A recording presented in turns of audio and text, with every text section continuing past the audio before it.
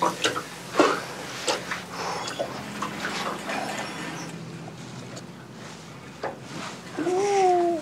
girl.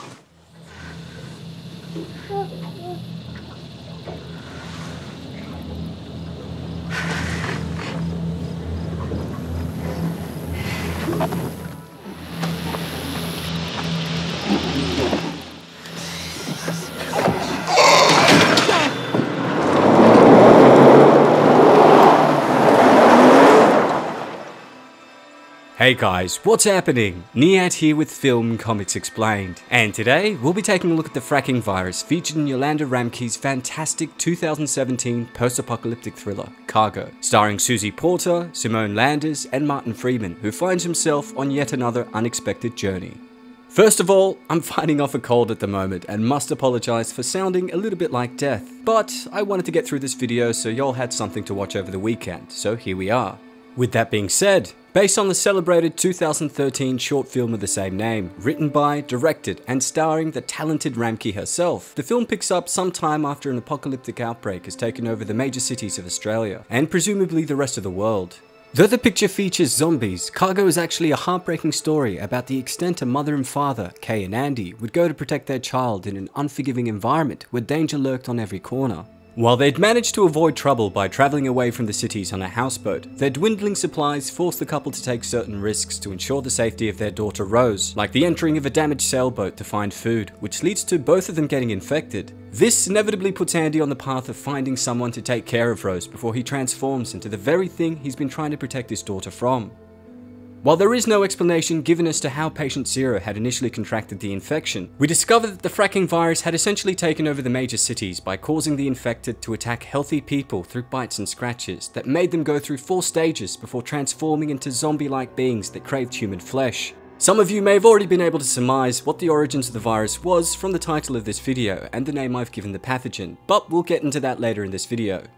Now, the virus had an incubation period of a few hours, after which the body would begin to change, starting with a fever, followed by nausea, vomiting, and the leaking of oily fluids, before patients began experiencing seizures, which indicated they didn't have long before they changed forever.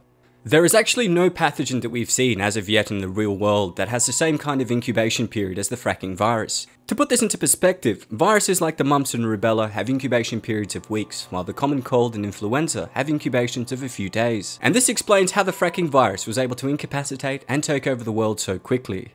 Approximately 48 hours after the initial infection, a person would transform into the Walking Dead and would in essence wander aimlessly in search of flesh and blood to feed on like traditional zombies. However, there were some characteristics that differentiated them from the undead we're used to seeing. For starters, once they begin to enter the later stages of infection, the site of their infection would begin to leak oily fluids, which was a sign that the body was attempting to combat the virus to no avail. They also actively sought out rest in the shade, which is why we would see so many of them with their heads in the sand. Even if they couldn't find a dark place to rest, the oily gunk that their bodies began making would also eventually start to cover their face, enabling them to recuperate their strength wherever they were. Throughout the film, we get signs that the Australian government had put up protocols in place to sustain a sort of quarantine, with infection kits being handed down to civilians that explained what was happening to their bodies. These kits also had a device people could use to end themselves if they didn't want to change into zombies, as well as a wristwatch with a 48-hour countdown.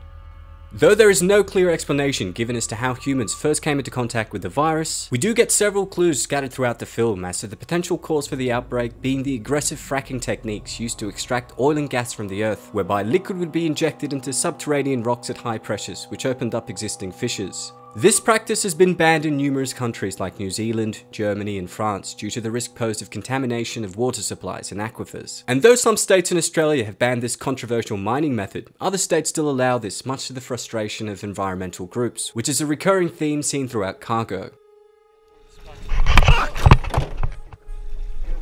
Have a look at this. The Condamine River in southwest Queensland on fire. The fracking just a kilometre away, methane coming up, and now the river is alight. Throughout the film, we see signs that people have erected demanding that fracking be stopped, and we also get an explanation from the clever man that supports this theory, where he tells us that man is poisoning the earth, and as a result, the earth has responded by poisoning man. After escaping the confines of its subterranean prison, the virus then spread throughout the country through the bites and scratches of the infected, culling the human population until only those that lived in balance with the earth survived. This concept may seem a bit far-fetched, but we now know that bacteria and viruses are able to survive for centuries in certain conditions like permafrost soils, where they can remain dormant until the melting soils release them back onto the earth. An example of this was seen in 2016 in a remote corner of the Siberian tundra called the Yamal Peninsula, where a 12-year-old boy had died of anthrax and at least 20 others were hospitalized after the child came into contact with an infected reindeer that had been frozen and trapped under layers of frozen soil, where it stayed until a heat wave in the summer of 2016 thawed the permafrost and released the infectious disease onto its unsuspecting victims. We also know that people and animals have been buried in permafrost for centuries, so it's conceivable that other infectious diseases, even some that we have yet to encounter in the modern world, are waiting beneath us, ready to bring about a catastrophic new world order.